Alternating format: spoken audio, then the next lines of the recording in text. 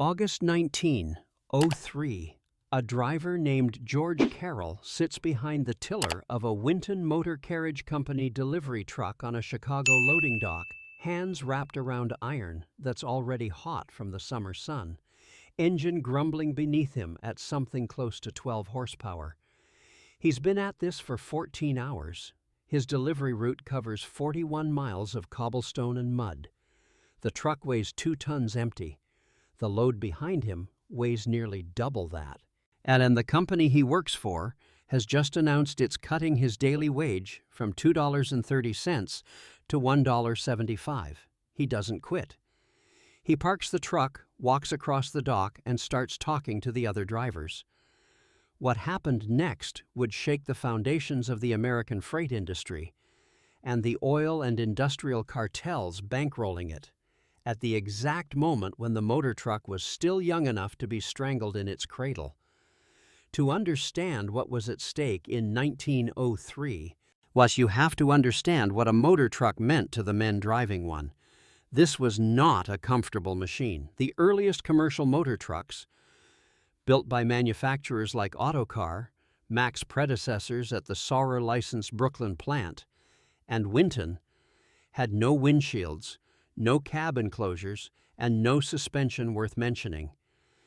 Drivers sat exposed to weather, coal dust, horse manure flung from competing teams, and the mechanical violence of unpaved urban roads. A pothole at 8 miles per hour could snap a front axle. It happened regularly. If it happened with a full load, the driver ate the damage or the lost time, sometimes both. What these men had going for them, though, was something rare in 1903 America: leverage. A motor truck driver in a major city was a skilled operator. He could read a machine, coax a temperamental engine, navigate a route, and manage cargo. You couldn't replace him overnight with a farm boy. Training a driver took weeks, and the trucks themselves were expensive enough, anywhere from $800 to $3,000, depending on payload capacity, that operators had strong incentive to keep those machines moving and the men running them reasonably competent. The problem was that the companies supplying fuel, tires, and maintenance contracts had figured out something useful. If you controlled what the truck needed to run, you controlled the driver attached to it. Petroleum distributors in Chicago, Detroit, and Pittsburgh had begun engaging in coordinated pricing for motor fuel as early as 1901. The Standard Oil Trust, already the dominant force in American petroleum, moved aggressively into urban fuel distribution networks at exactly the moment when gasoline-powered trucks began replacing horse teams in meaningful numbers. The drivers noticed: a horse eats hay.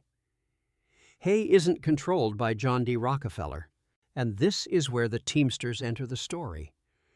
And the word Teamster matters here. It comes from team, meaning a pair of draft animals. The men who drove horse-drawn freight wagons had been organizing since the 1890s. The Team Drivers International, founded in 1899, represented thousands of men whose livelihoods depended on horses, harnesses, and muscle. By 1902, as a competing organization, the Teamsters National Union had formed under different leadership, and the rivalry between the two groups had weakened both. See that subscribe button? It's our exchange. Your way of saying this reached me. Not about the action's size, but its meaning. Hit it if this resonated, drop a like if it moved you, and comment your thoughts on this story. Let's complete this circle together. In August of 1903, delegates from both factions sat down in Niagara Falls, New York, and hammered out a merger. The International Brotherhood of Teamsters was born on August 27, 1903. Cornelius Shea of Chicago became its first president. The new union claimed a combined membership of approximately 30,000 workers, and crucially, It explicitly extended membership to motor truck operators. That extension was not accidental. It was strategic. As the IBT's founding leadership understood that the motor truck was not going away. Cities were paving more streets. Rail freight could only go where the tracks ran. The last mile, the distance from rail yard to storefront, from dock to warehouse, from factory to customer, belonged to the man with a vehicle, whether that vehicle ran on oats or on gasoline. If the union claimed that last mile, it claimed the entire freight equation. The industrial interests opposing this understood it too.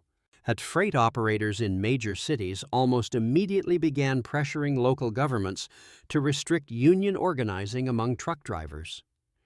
The argument they made was creative.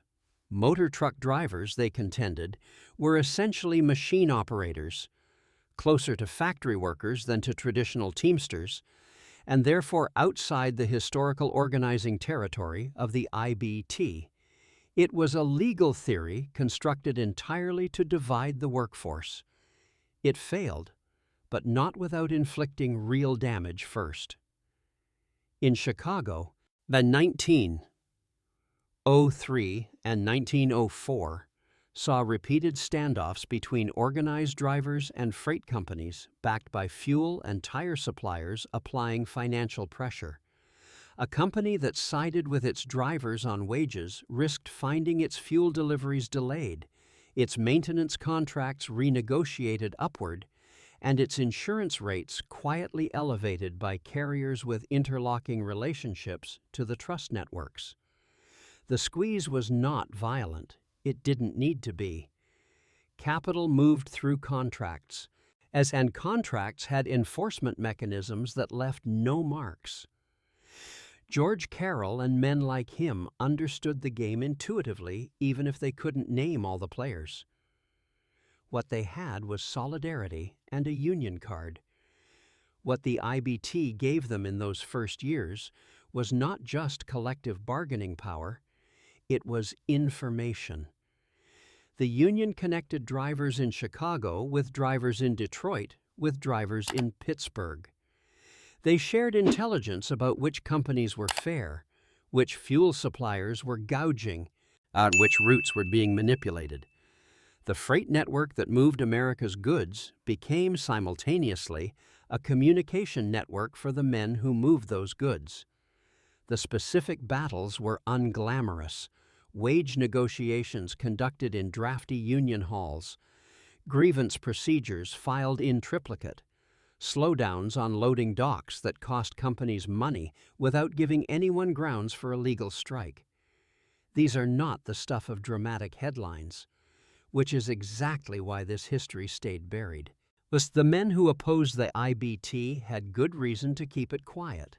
They'd lost, and they'd lost to truck drivers. By 1905, the International Brotherhood of Teamsters had negotiated wage floors in multiple major American cities that explicitly covered motor truck operators. The standard day rate for a skilled motor truck driver in Chicago by 1906 was $2.50, above what Caroll had been making before the cut that started all this, and nearly 50% above the floor that prompted that August conversation on the loading dock. Hours caps followed, liability provisions for mechanical breakdowns not caused by driver negligence. The architecture of fair labor in the trucking industry was built plank by plank in those first 3 years. What did the oil interests get for their trouble? Nothing. And the Standard Oil Trust would continue to dominate motor fuel distribution for years until the 1911 Supreme Court decision broke it apart. But the drivers the trust had hoped to keep isolated and dependent had instead become organized, informed, and politically connected. The IBT would grow to become one of the most powerful labor unions in American history. The motor truck would grow to become the spine of the American economy. Those two facts are not unrelated.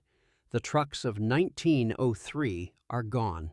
As the Winton delivery vehicles, the early Saurer-influenced designs, the chain-drive freight haulers with their exposed tillers and iron wheels, most of them were scrapped decades ago, their steel recycled into later machines.